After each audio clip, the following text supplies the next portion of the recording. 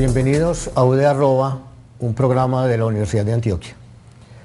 Vamos a desarrollar en esta ocasión el módulo 13 con el tema de conductores y dieléctricos.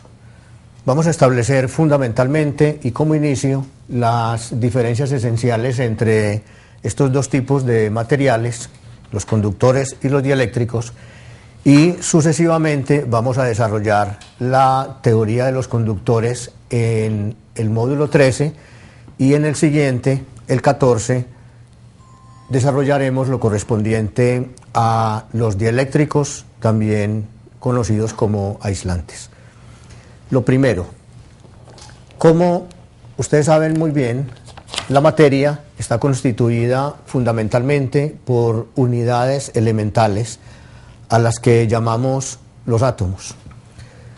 Los átomos conforman moléculas y las moléculas, y también los átomos en general, conforman la diversidad de las sustancias que vemos en el mundo. Los átomos están conformados por un núcleo que posee protones y neutrones, y ese núcleo está rodeado por una nube de electrones, de tal manera que en situaciones normales el número de protones en el núcleo, los protones son cargas positivas, es igual al número de electrones que orbitan a los núcleos, y los electrones son cargas negativas. Esto significa que en situaciones normales la materia es eléctricamente neutra. Cada átomo en su estado natural posee el mismo número de protones en su núcleo que de electrones a su alrededor. Sin embargo, es preciso hacer una diferencia entre dos tipos de electrones básicos. Diferencia que está fundamentada en su posición respecto al núcleo. Hay electrones muy internos, muy ligados electrostáticamente a los núcleos y que conforman lo que se conoce como electrones de valencia. Estos electrones de valencia, como lo veremos en el módulo 14, son los responsables fundamentales de las propiedades de los dieléctricos, es decir, de los aislantes. En tanto que los electrones más externos, muy débilmente ligados a los núcleos atómicos y que pueden viajar con cierta libertad a lo largo y ancho de los materiales conductores, son los responsables de los fenómenos de conducción. Vale decir entonces que la diferencia esencial entre los conductores de electricidad y los aislantes, también conocidos como dieléctricos, radica esencialmente radica como dieléctricos, también conocidos atómicas. El primer dibujo que presentamos en esta proyección corresponde a un material, en principio cualquier material neutro, pero vamos a enfocar nuestras consideraciones a materiales conductores. Hierro, por ejemplo, que es un material buen conductor. Lo que estamos dibujando a color es el conjunto de cargas positivas y negativas que conforman los núcleos y los alrededores electrónicos de los átomos de hierro. Estamos sugiriendo que en un material neutro como este trozo de hierro, el número de electrones negativos es equilibrado exactamente por el número de protones positivos, de manera que el material mantiene una neutralidad eléctrica.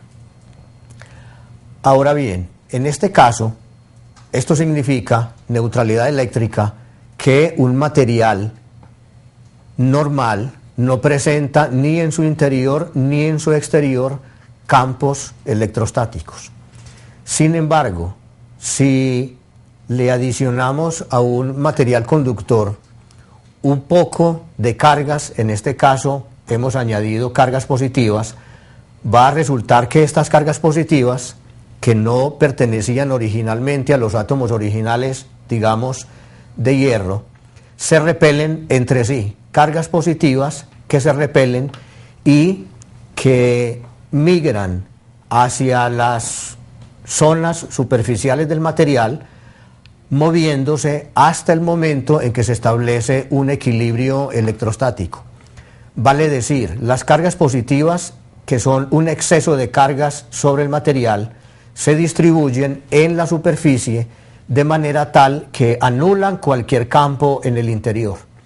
De hecho, si hubiese algún campo interno remanente diferente de cero, ese campo lograría que las cargas de exceso se movieran o en el interior o sobre la superficie del material. Lo que queremos insinuar con esto es, primero que todo, que si se coloca un exceso de cargas positiva, en este caso, en un material conductor, las cargas se trasladan a la superficie y de tal manera que los campos eléctricos en la superficie son únicamente campos eléctricos perpendiculares a ella, vale decir, campos eléctricos normales, y cualquier campo de tipo tangencial desaparece en el límite electrostático. Esto quiere decir lo siguiente: si hubiese alguna componente del campo electrostático tangencial a la superficie, sería responsable de la emigración de cargas sobre la superficie. Sin embargo, si la situación ya ha logrado un equilibrio electrostático, entonces el campo eléctrico tangencial a la superficie deberá haberse anulado, permaneciendo solo entonces el campo eléctrico normal a tal superficie.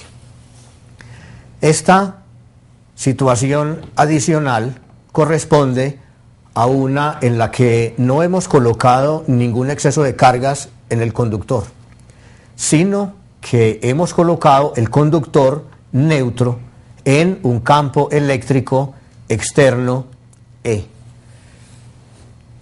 Hemos dicho que los electrones externos de las capas atómicas son electrones que pueden ser móviles.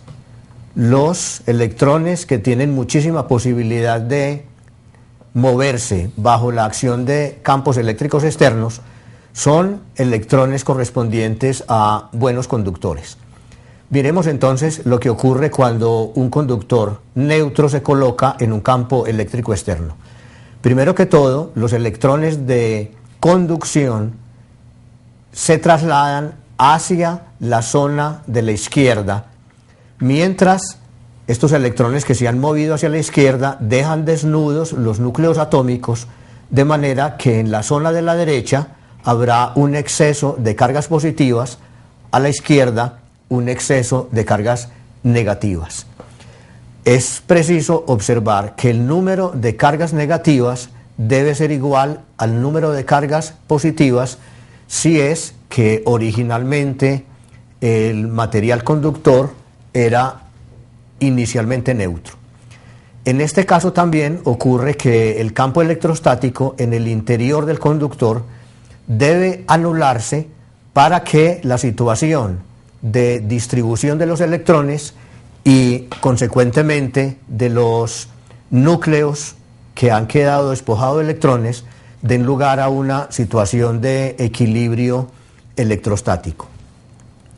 Ahora bien, si tomamos cualquier zona de este conductor en equilibrio electrostático, donde las líneas de campo eléctrico del conductor nuevamente serán líneas normales, vale decir, perpendiculares a la superficie del conductor, sin la existencia de campos eléctricos tangenciales, podremos entonces hacer un cálculo bastante simple sobre el valor del campo eléctrico normal.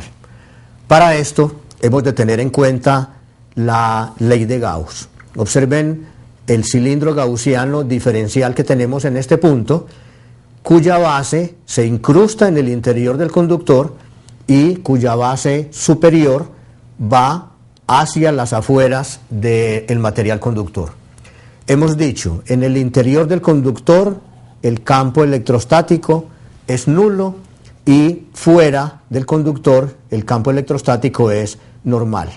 Noten que esta dirección del campo electrostático coincide con la dirección del vector diferencial de área, de manera que el producto del campo eléctrico normal con el vector diferencial de superficie da módulo del primero, módulo del segundo, por el coseno de 0 grados, de manera que podemos formular la ley de Gauss en una forma bastante simple.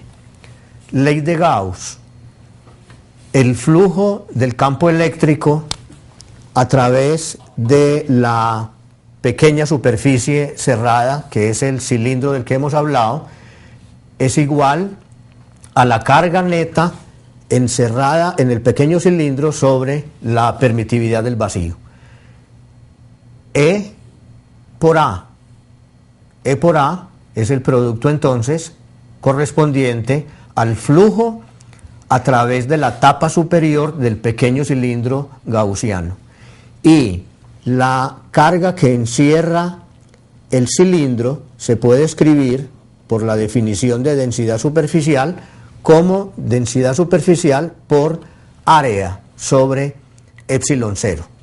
Esto nos permite, a través de esta ecuación, cancelando el término A, lograr entonces una expresión para el campo eléctrico en la superficie de un conductor. El campo eléctrico en la superficie de un conductor es directamente proporcional a la carga superficial. Observen que en el cálculo que hemos realizado, la carga encerrada está toda en esta superficie y esa carga neta dentro del cilindro gaussiano es sigma por el área transversa del cilindro. Ahora bien, en síntesis podemos proponer las siguientes afirmaciones con respecto a un conductor en equilibrio electrostático. Sea que haya o no cargas en exceso, o que el conductor esté o no en un campo eléctrico externo, siempre en equilibrio electrostático, el campo interno está en el cilindro sobre la permitividad del vacío. E por A de cargas en la superficie del conductor se realiza de manera tal que en los sitios de mayor curvatura hay mayor densidad superficial de carga eléctrica. Bien, realicemos un ejercicio simple de aplicación de estas nociones sobre conductores. Consideremos una esfera central con una distribución homogénea de carga. Esta esfera central no es un conductor, es una distribución homogénea con carga neta Q y radio A minúscula. Después de una zona de vacío, tenemos un cascarón esférico con radio interior B, radio exterior C. Cascarón esférico neutro. ¿Qué ocurre con la distribución de los campos y de las cargas en esta situación, donde por fuera de una distribución hay un conductor en equilibrio electrostático? Lo que hemos dicho hasta ahora ha consistido en lo siguiente. El campo eléctrico en el interior de un conductor es nulo. En este caso tenemos un conductor neutro, inicialmente neutro. Sin embargo, observen que debido a la presencia de esta esfera homogénea, estas cargas positivas atraen cargas negativas del conductor. De manera que, para no perder la neutralidad total eléctrica del cascarón conductor, es necesario que se desarrolle una carga positiva en la superficie exterior del cascarón conductor que equilibre exactamente a las cargas negativas. La formulación gaussiana nos puede dar la cantidad correspondiente al campo eléctrico, es decir, los valores del campo eléctrico en el interior de la distribución homogénea, en esta zona de vacío, en el interior del conductor y en el exterior del conductor. Miremos primero que todo lo que ocurre en la zona interna a la distribución esférica homogénea. Hemos de escoger gaussianas que sean superficies esféricas y, puesto que toda esta distribución tiene una simetría esférica, las líneas de campo eléctrico, en todos los casos en que no sean nulas, deberán tener una simetría radial. La zona entre 0 y A corresponde a la distribución homogénea de cargas. Si trazamos una gaussiana interna, es decir, una gaussiana que tenga un radio menor que A, entonces esta gaussiana punteada en rojo deberá tener una carga Q' menor que la carga total. Y la conexión entre la carga en el interior y la carga neta es esta expresión que viene de una relación de proporcionalidad entre carga y volumen para el caso de una distribución homogénea. La ley de Gauss nos dice en este caso que el campo eléctrico por el área es Q' sobre epsilon 0, y al reemplazar Q' obtenemos entonces esta expresión que da el campo electrostático en el interior de la distribución homogénea. Ahora bien, esta distribución homogénea está rodeada de una zona de vacío. Para esta zona de vacío es suficiente entonces tomar esta otra gaussiana y darse cuenta de que la gaussiana contiene una carga neta Q mayúscula en su interior, por lo cual el campo electrostático va a tener entonces un valor que es del tipo de Q sobre epsilon 0 y sobre 4pi r al cuadrado, como lo presentamos en esta siguiente proyección. Ahora, la tercera zona es la que comprende la zona del conductor, donde hemos dicho el campo electrostático es nulo. Ahora bien, observen entonces lo que dice la existencia de una gaussiana en el interior del conductor. En el interior del conductor el campo electrostático es nulo. Toda esta zona correspondiente a esta gaussiana tiene en cada uno de sus puntos campo cero, y campo cero va a significar, según la ley de Gauss, que dentro de la gaussiana tiene que haber carga neta cero, lo que significa que toda la carga que hay en la esfera interior debe ser contrarrestada en signo por la carga negativa que hay en la superficie interior del cascarón conductor esférico.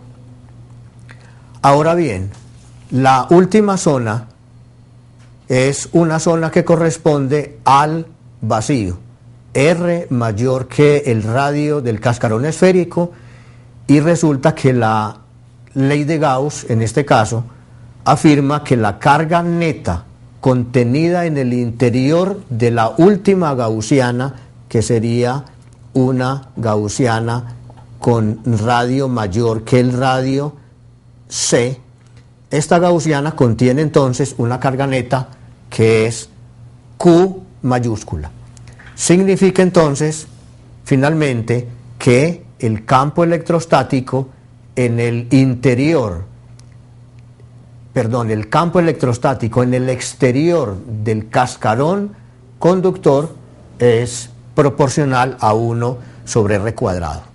Noten entonces que en este problema es decisivo el hecho de que esta gaussiana, que corresponde a un campo electrostático nulo, hace necesario que la carga neta total que reside en esta esfera sea contrarrestada por una carga negativa en el interior del conductor. Gráficamente, la versión del campo eléctrico respecto al radio está dada por este tipo de líneas. Campo eléctrico en el interior de la esfera interna aumenta linealmente. Cuando se logra la zona de vacío interna, disminuye como 1 sobre r cuadrado. Se anula en el interior del conductor y sigue decreciendo como 1 sobre r cuadrado después de que ha sobrepasado el radio C. Proponemos como problema la solución de esta situación con esferas. Un conductor, una zona de vacío, un segundo conductor, una zona de vacío y una carga puntual de valor Q en el centro. Se trata en este problema de encontrar cuáles son las cargas eléctricas inducidas en la superficie interior y en la exterior del primer conductor, y en la primera y en la segunda del segundo conductor, teniendo presente que una zona central de vacío es continuada luego por una zona en forma de cascarón esférico de vacío. Calcular en este caso los campos electrostáticos en las distintas zonas y las cargas superficiales. El resultado debería corresponder gráficamente a esta situación. Campo electrostático nulo, nulo en la posición de los dos cascarones esféricos concéntricos. Hasta este punto, lo correspondiente al módulo 13 sobre conductores. Después de la lectura de estos temas, el estudiante deberá estar en capacidad de responder a las siguientes preguntas.